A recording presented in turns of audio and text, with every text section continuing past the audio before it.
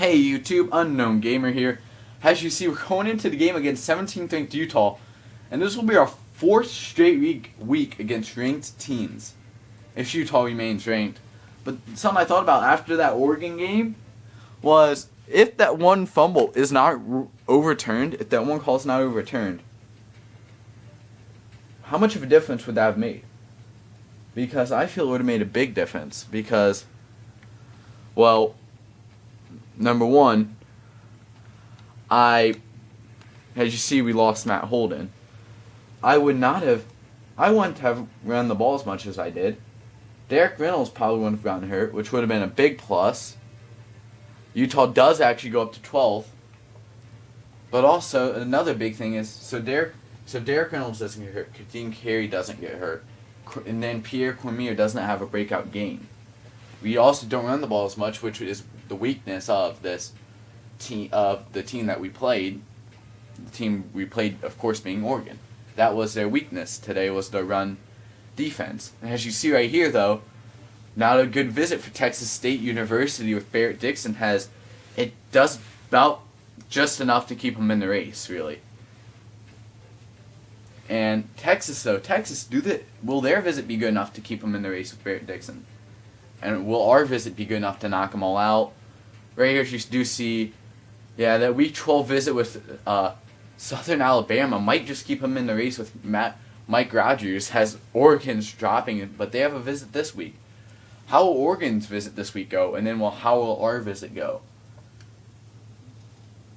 As you see, we're not really going for any fullbacks. David Rogers commits to Air Force. Don't care. Yeah, we get these two commits. How's Brad Lee doing? Brad Lee, these visits are killing us, as we are now down 1,000 points on him. But the big thing for us is, hey, now we just cannot go down 200 more points. But the big thing is, there's no more visits with him other than ours. This week we just gotta gain points with him, and then we'll be good. If we gain points with him, we'll be good. And then we'll have our visit, and we should be able to get back up there. Tackles, we all know I need a tackle, and we all see freaking pisses me off. And people wonder why I hate it when schools start going for players I'm going for, because I now have to put more points on Mike Perry. Actually, you know what? We're going to change that completely. We're going to put points towards this John Blair kid, who I haven't even looked at. We're going to put points on him, because I have to get a tackle, and I can't find a tackle. And no more visits on Chad Hall, and we are still in the lead.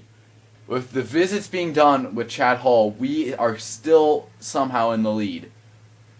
The only visit being left is us, and if we have a good visit with Chad Hall, we could knock everybody out. As you do see, visits are done with George Darby too, and we're only 114 points away from being in the lead, which we should be able to get this week. This week we should get the points needed to take the lead back, and then all the points from the visit will just go in spacing out the lead. Nobody here that we're interested in. Eric Keith, it's our visits next week with him too, so we'll do pretty good there, and we stay. We are still in the lead on Darrell Ball. Question is, week 14, will we fall on Darrell Ball? And if we do, how far? How far will we plummet then? This week's all about just making sure we stay in lead with Darrell Ball. This week's about spacing him out. Next week's about making sure we keep in the lead. We are starting to make back up room with Iowa after their visit, and this week is our last week to make up room before it comes into our visit, and our visit's going to be crucial. Athletes, I found another athlete yesterday as I was looking through the top 100, and that athlete, Mark Chase, we're already winning on him, and teams are still going down. But the big guy is Jared Lewis, as we are flying up on his, going up like crazy, and a lot of people are going up like crazy. And we're not going up as much as other people are, so I will put points on Mark Chase, though. And we'll see really what happens with Mark Chase. We'll see if I keep going up on Jared Lewis. The big reason I want Jared Lewis is he looks like Actually, the more I look at him, the less I want him. I saw I saw that 87 speed and I realized he was a safety slash corner. And as soon as I started really thinking about that, I don't want that as a safety slash corner yet. Later on in the year, maybe in the off season we'll go for him, but not now. Something else as I'm looking through, I look here, Derek Reynolds. Even though he had,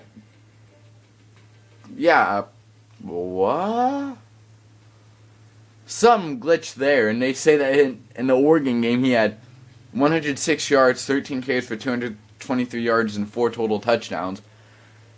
They glitched right there, and through that glitch, he ends up staying first on the Heisman watch, which is huge for him. We'll look at bowl projections here, see who, and right here is the projected national championship game is us versus Ohio State. Other big bowls, unranked TCU versus Florida in the Cotton Bowl. I don't get how an unranked team gets in the Cotton Bowl, or how a 15th ranked 8-3 team ends up there, but not my call. Louisville against Georgia Tech in the Orange Bowl, and that's actually how it looks right now. South Carolina versus Iowa in the All-State Sugar Bowl. Fiesta Bowl is Texas versus UCF. Rose Bowl, USC barely gets in against Oklahoma. So USC still expected to get in there. And I'll see you guys in the game. Right here, for the first time this year, we're playing in the snow. In the freezing cold snow. Ugh. Who wants to play in the snow? By the way, I don't know when this video is being uploaded because I'm recording this the Monday of the week of Christmas. But this video very easily could end up being uploaded on Christmas. And I will be saying this in every video that I record today. Because somewhere around, actually this video might be uploaded. Yeah, this video should, if I can keep up with my current upload schedule, should end up being uploaded on Christmas Day. Or possibly Christmas Eve. If this is uploaded on Christmas Eve, Merry Christmas Eve. Christmas Day, Merry Christmas. Nevertheless, I hope you guys have a Merry Christmas. I hope you guys have the best Christmas you guys have ever had. And thank you for spending your Christmas, if this is Christmas Day or Christmas Eve, whichever it is, and as long as I can keep with my schedule, like I said earlier, it should be uploaded on one of these 2 days. Thank you for spending your Christmas, I don't know if it's morning, evening, or whatever time you're watching it. Thank you for sharing it with me. I very much enjoy it. And I hope you guys are having a great day. Right now, I'm having a great day so far. Especially since I've also recorded the Oregon game. I've recorded that one today too. I just got done recording that one actually. And Kadeem Carey, in case you did not know, he's less than 50 yards away from 1,000 yards rushing this season.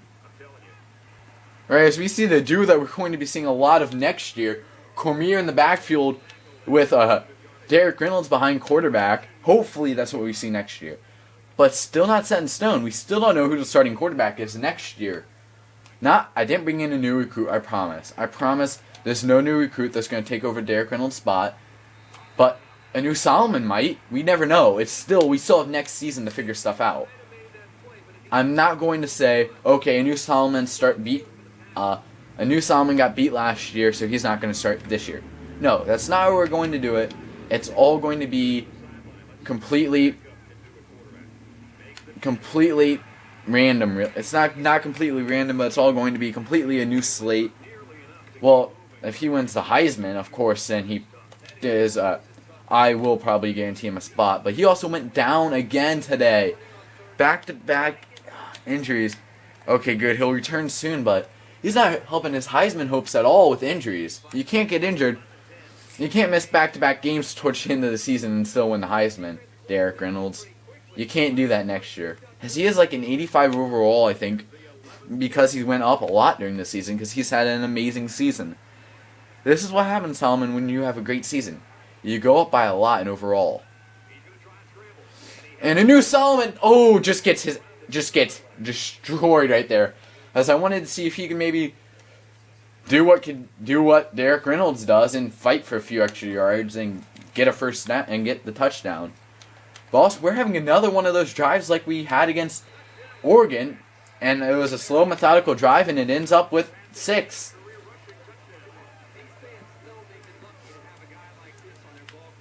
And like they said, we are lucky. We are blessed to have Kadeem Carey on this team, because he's back-to-back 1,000-yard rushing seasons, which he's close to it. He's going to get it. Like, he literally, if he gets 25 yards today and 25 yards tomorrow, and I mean not tomorrow, but in the game against Arizona State, if he averages 25 yards throughout the rest of the season, and that's assuming that we go to assuming we only go to a bowl game, we don't go to the Pac-12 championship game, he'll end up with 1,000 yards and 1,025 yards. If you go to a conference championship, he'll end up with hold on, let me do the math real quick. He'll end up with 1,050 yards. I don't know, I had a big brain fart right there, I'm sorry. But yeah, basically, despite a terrible end to the season, worst end to the season he'll have had in his whole career, Kadeem Carey is going to get over 1,000 yards rushing. 25 yards a game would be terrible for him based on how he's done in his career. So yet alone, less than that. We got some big news here. Kadeem Carey is 35 yards away, 25 yards away, I think. Yeah, 25, somewhere between 20 and 25 yards from getting the 1,000-yard rushing mark today, which would be huge for us, for him to have back-to-back seasons with 1,000-plus yards. And right here, I'm recording this because I don't want to miss it. Last year, we didn't miss it. Last year, we saw him get 1,000 yards. We all watched it happen. He's so close. Oh, can we change this play up? Yes, we can. We're making sure every play goes to Kadeem Carey right now. Has right there, that should be 1,000 yards rushing for Kadeem Carey on the season.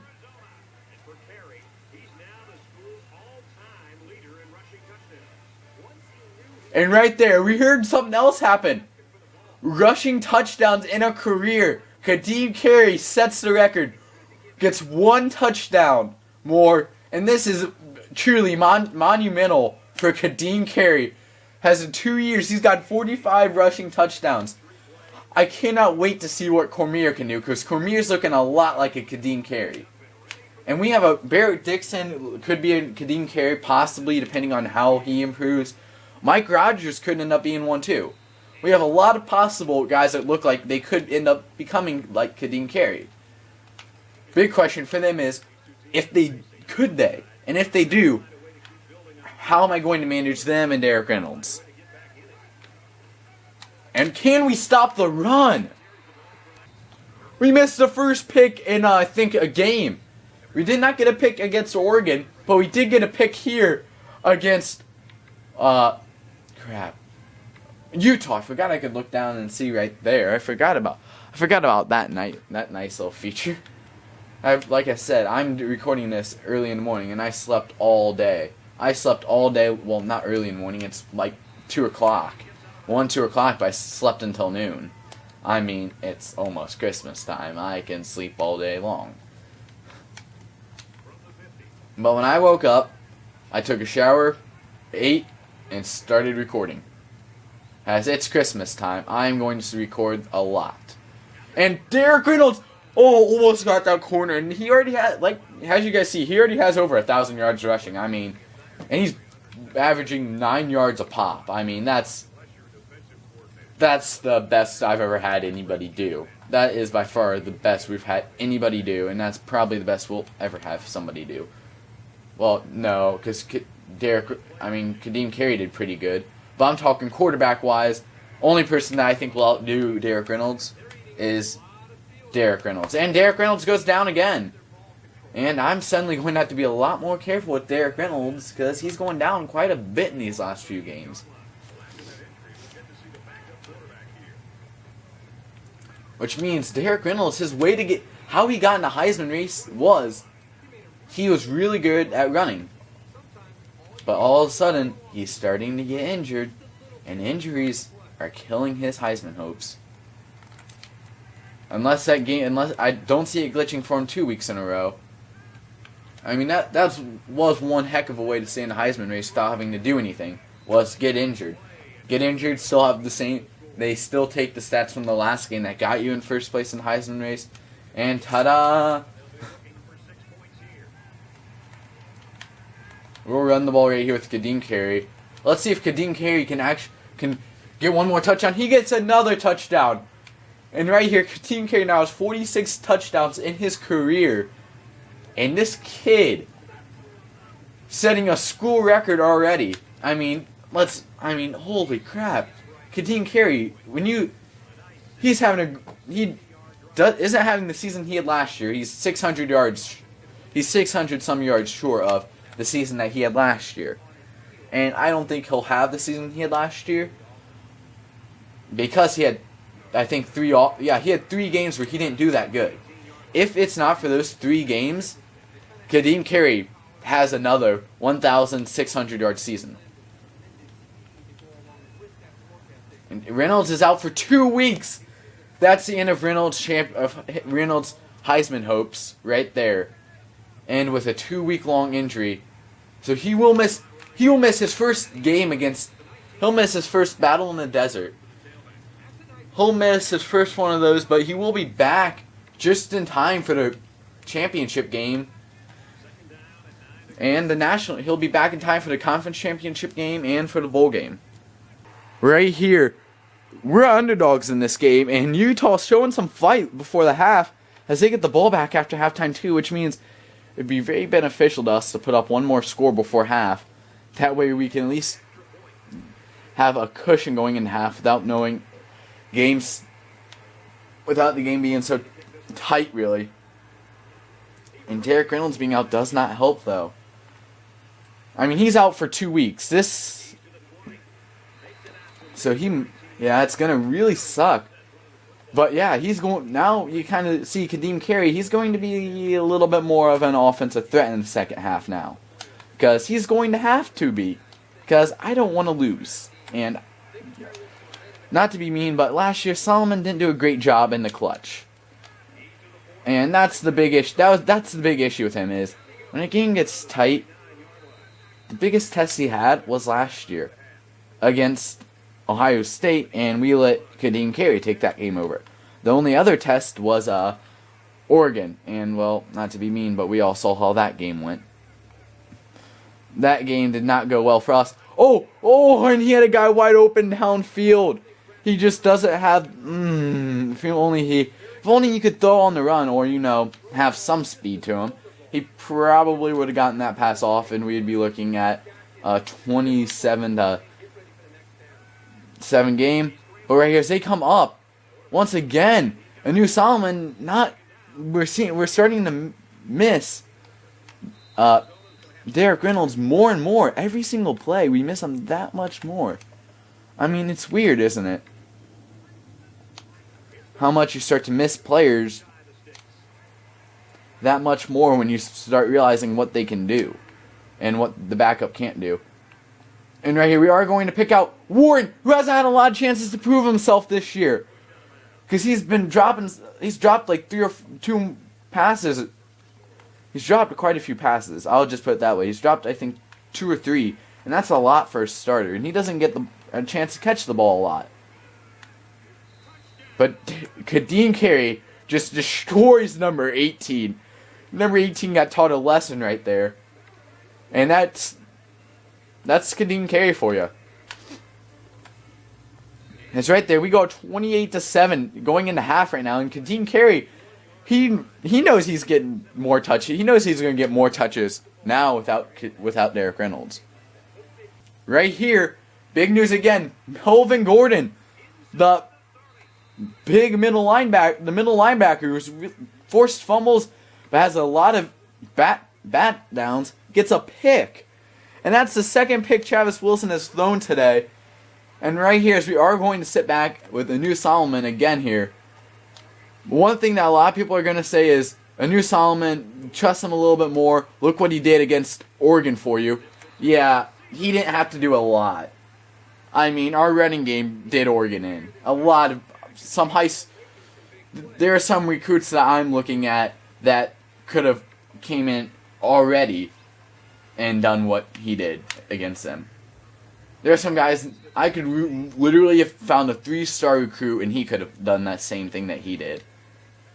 I mean, maybe they blitz a tad bit more, but it was still an amazing game running. Oh my God! How? There, the tight end answers us back in 30 seconds. The tight end did all the work on those 3 plays. 1 incompletion and then 2 completions to a tight end. That annoys me. As now they're still keeping it. It's only a 21-point game.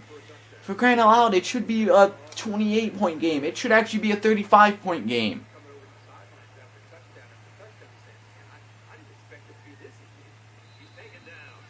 Now the question is, can Anu Solomon, who hasn't had a lot of chances to prove himself this year, can he answer them? I hope he can. I so hope he can, people. I hope Anu Solomon can answer. I can't promise anything. We'll run the real route. We'll hope one of you guys leak open on your real route here, and they're going to go back into prevent. But terrible prevent defense here has Hill actually leaked open there. If anybody else saw, Hill and Cormier were leaking open on that play. Terrible. I mean, that is terrible prevent defense. Because they were all dropping back. That was prevent. And right here, now they're going to bring somewhat of a blitz type of thing. And Cooper goes big yardage, and now if only there's more than no time left. As you see right there, we set a sack record with 19 with Pettinato. A guy who at the beginning of the year, I remember saying, this is going to be a long year. We don't have that good of a defensive front. All of a sudden is setting records, which, egg on my face. But we don't have an all-around good defensive line this year. It's just it's really more one good senior and then a whole bunch of